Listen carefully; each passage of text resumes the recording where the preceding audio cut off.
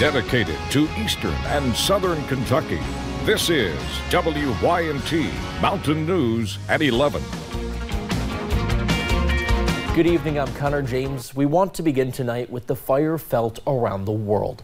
One of the world's best known buildings, the Cathedral of Notre Dame in Paris, was nearly destroyed by a fire on Monday. The cause is still unknown, but investigators do not suspect it was arson. The flames were first spotted near the top of the building. They quickly spread across the roof and upper structures and eventually engulfed the iconic spire.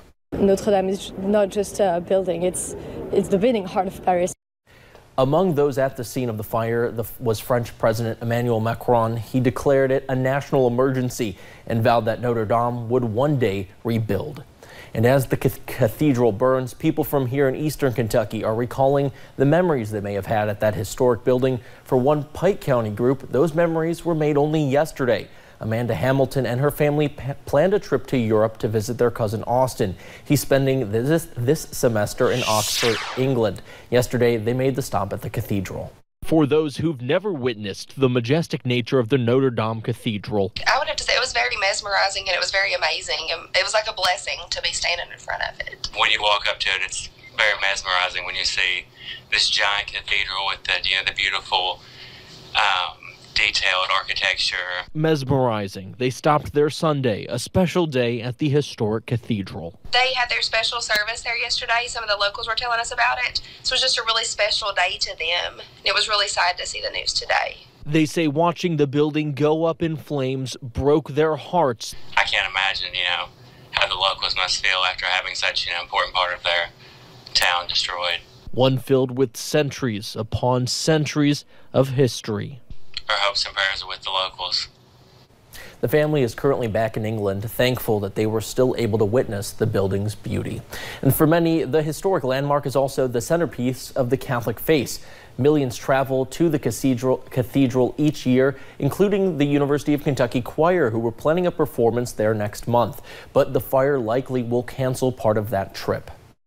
Well, we were planning to do some sacred a cappella music in Notre Dame, and also we were going to sing with organ accompaniment, and our accompanist was going to play the organ, which has sadly been destroyed now. It was one of the most famous organs in the world.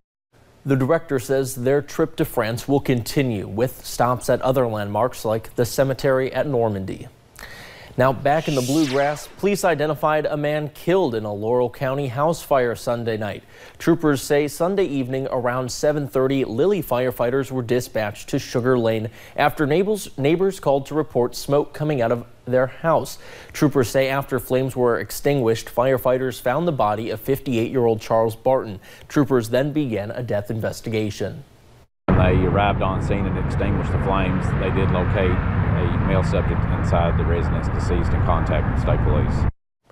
An autopsy was scheduled at the Kentucky State Medical Examiner's office, where troopers say they hope to find the cause of death. And the body found Thursday night in Perry County is that of a Viper woman.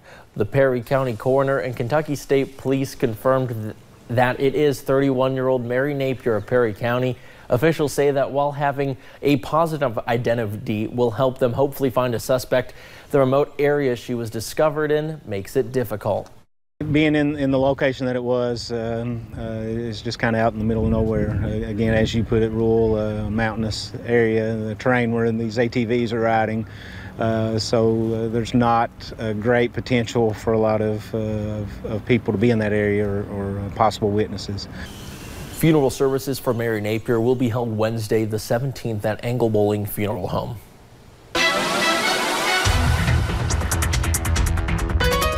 And we're looking at a very calm evening as we head into those overnight hours. Bad news is it's looking like a chilly one as well. You'll notice here on the Whitesburg camera, looking into downtown Whitesburg, you're seeing clear skies and those calm conditions as well. Looking at satellite and radar, you'll notice those clouds have gotten out of here over the past several hours. Clear skies as we head into tonight.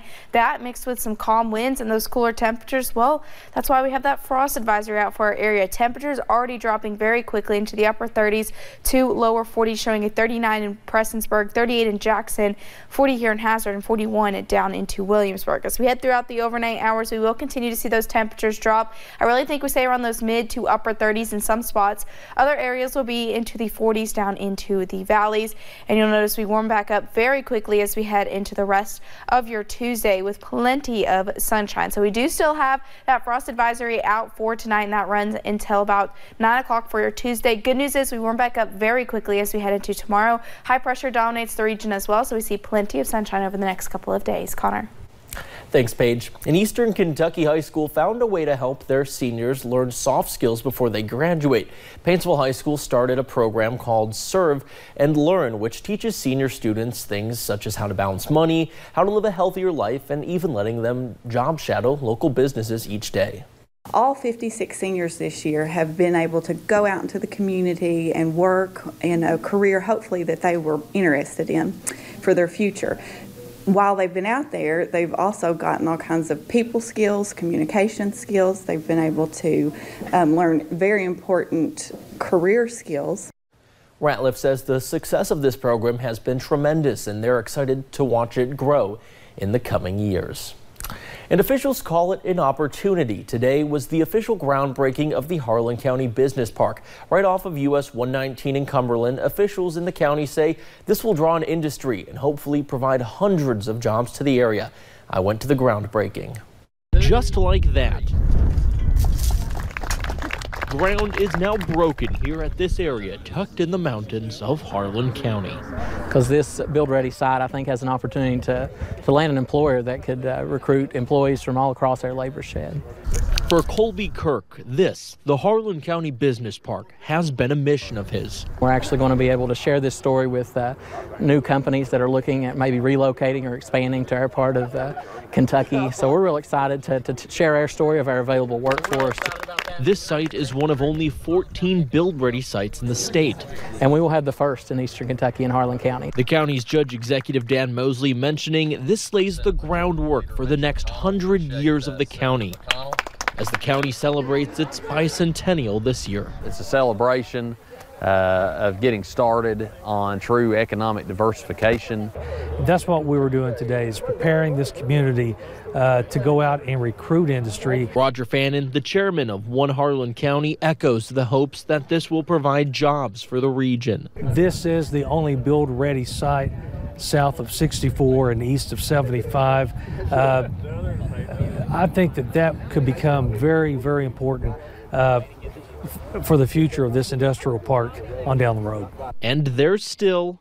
we love groundbreakings. The only thing better than a groundbreaking is a ribbon cutting on a new business. And that's what we're really looking forward to. A lot of work to be done.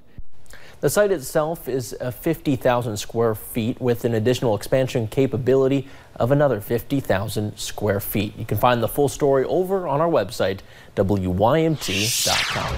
Well, coming up at 11, severe weather strikes portions of the U.S. Now many are left picking up the pieces.